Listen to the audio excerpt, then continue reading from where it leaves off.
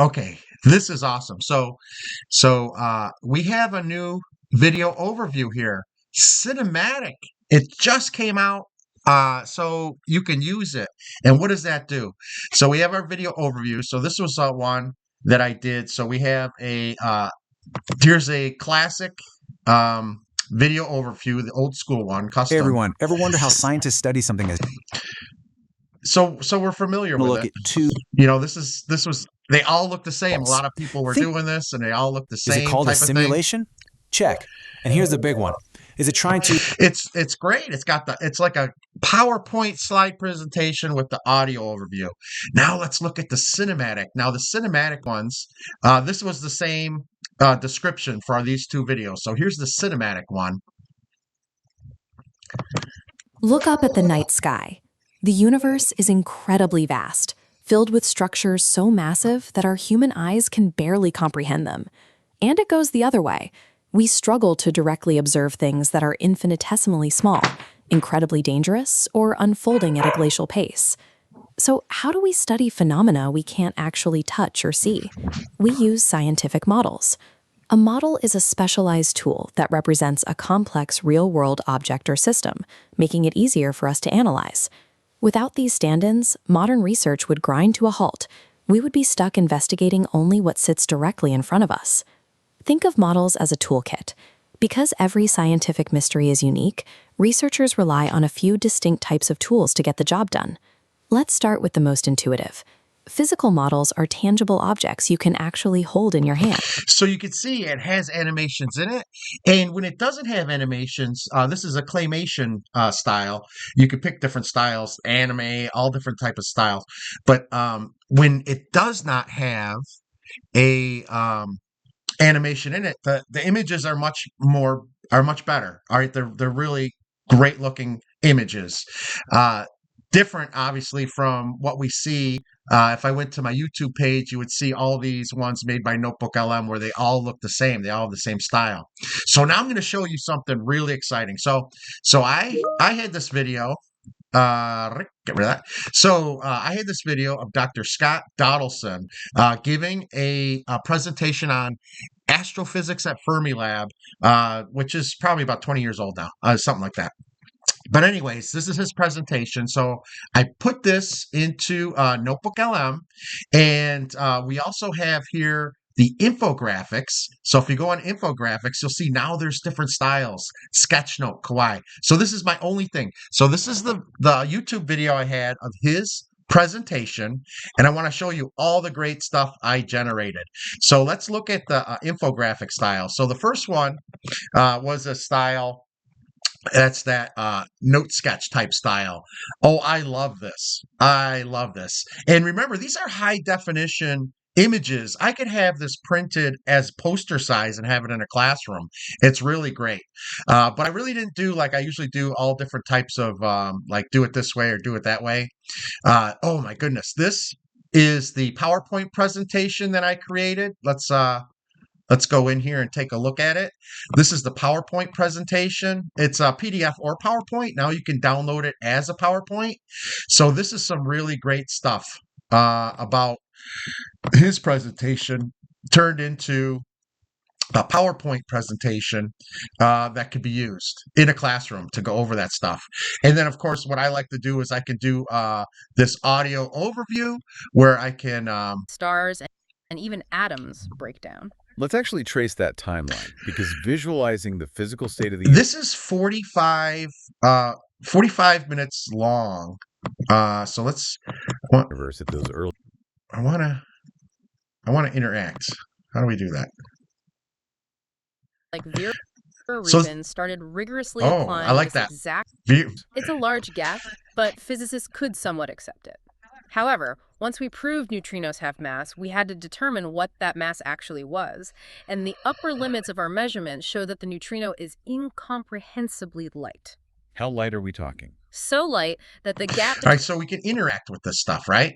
So this is his presentation, all the information in his presentation that he gave right here. This is a 44-minute deep dive, in-depth about astrophysics, cosmology, the standard model of physics.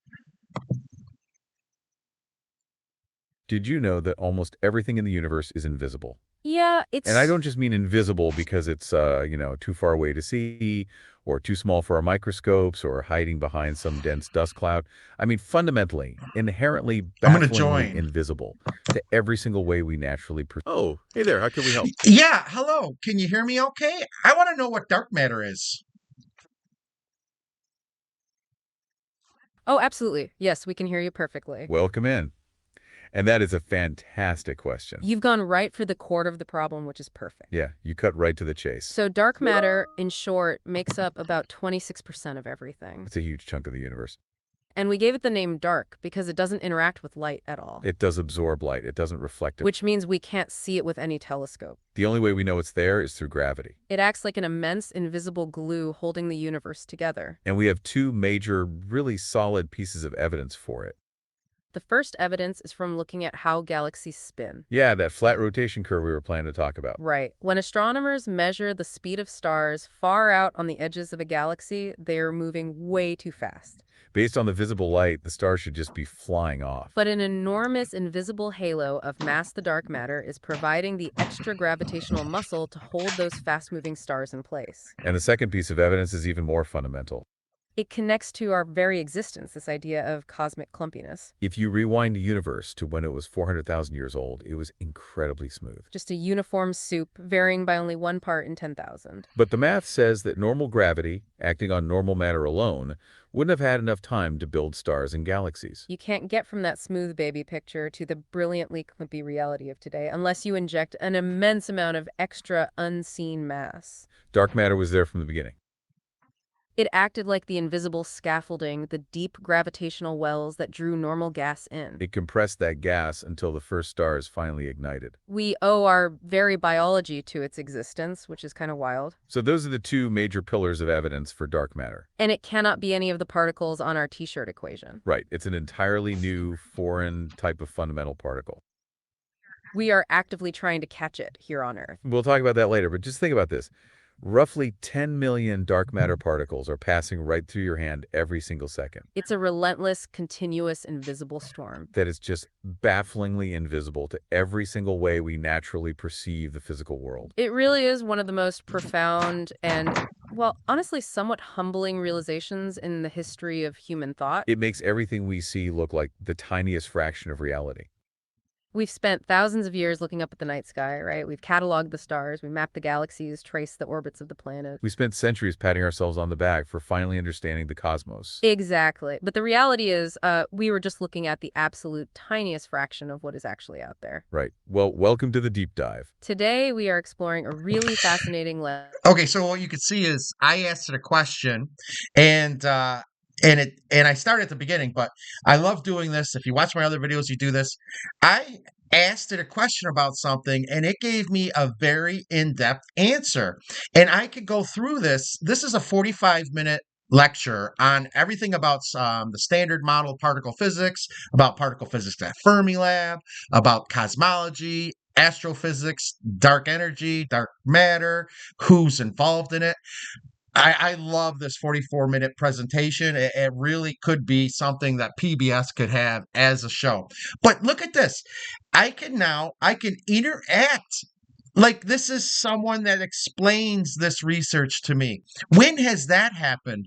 And I'm going to show you now all the other stuff that's cool. So I think I showed you that the infographics now have all these different things here. So we have, I could have this information shown to me in Lego brick style.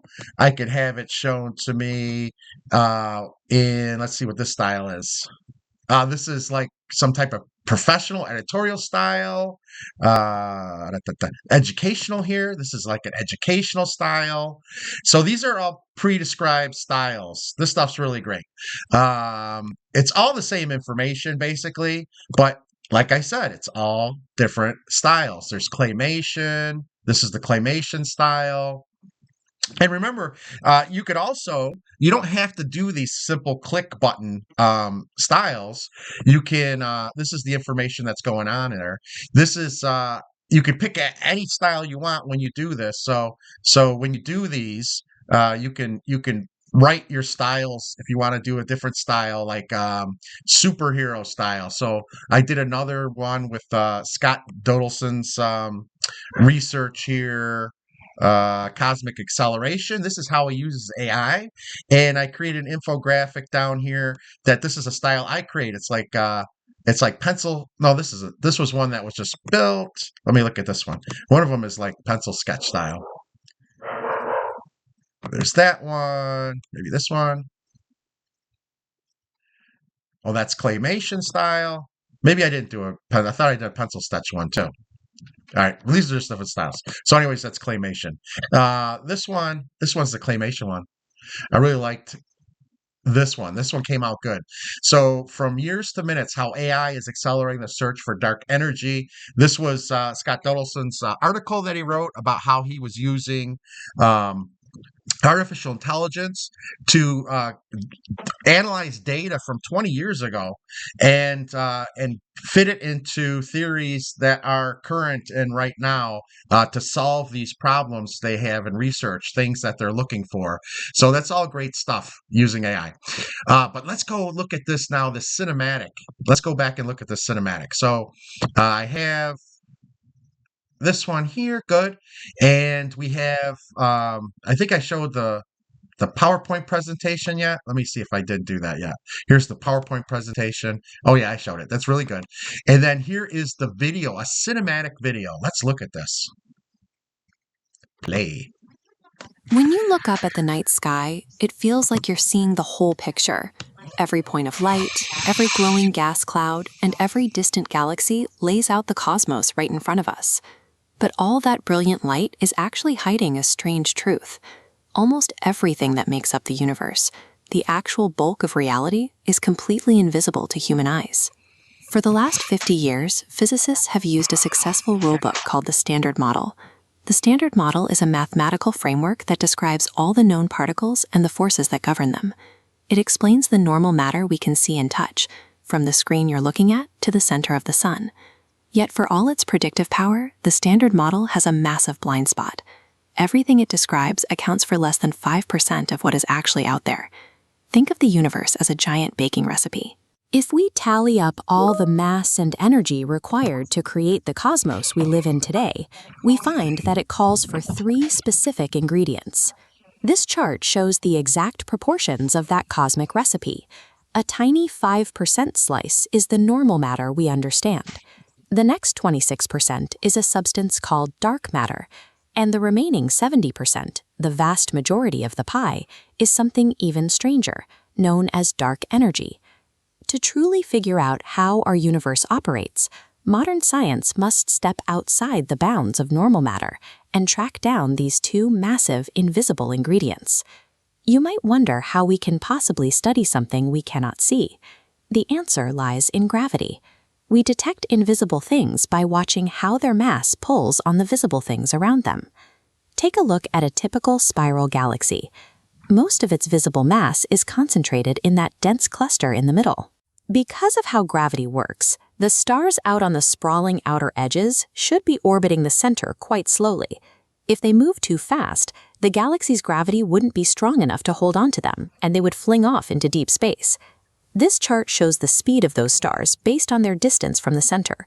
Astronomers expected the line to drop off, showing slower speeds at the edges.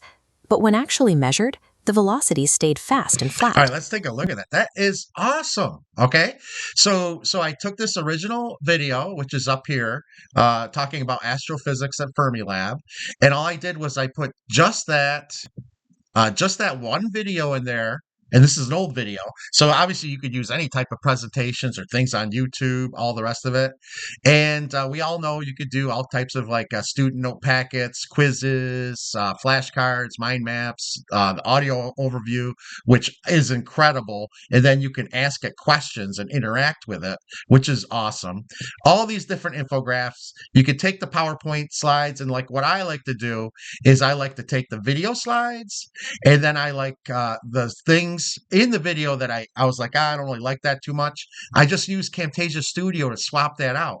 So now I have these videos, instead of just being flat PowerPoint type videos with the audio, which is cool, I have these videos being created with animations in it.